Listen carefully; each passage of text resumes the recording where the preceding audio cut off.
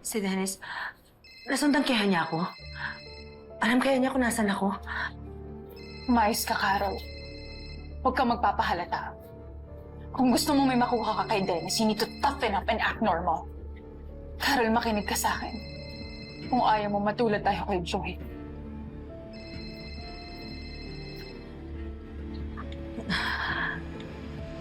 Hello, Dennis? Hello, Carol. Nasaan ka? Dennis, sorry hindi ako makasama sa'yo ngayon. Masama kasi talaga yung pakiramdam ko eh. Ganun ba? Ano, sabi ni Fern, lumabas ka raw kanina. Oo, nagpa-check up ako. Pero pauwi na rin ako. Gusto mo ba sundin kita dyan para sigurado ako na safe ka? Hindi na, Dennis. Magbubook na lang ako ng ride. Update na lang kita kapag nakauwi na ako. Dennis, salamat sa palagi mong pag-aalala at pangangamusta sa akin, ha?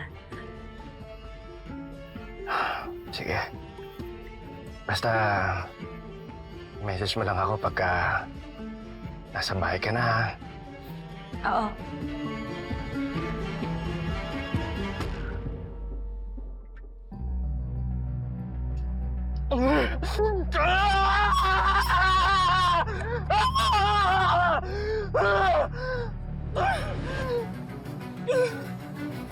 Carol,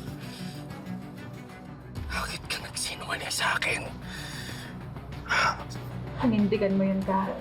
Kasi kung totoo nga may pagka-psycho yung si Dennis, the moment that he smells fear and doubt on you, tapos ka na.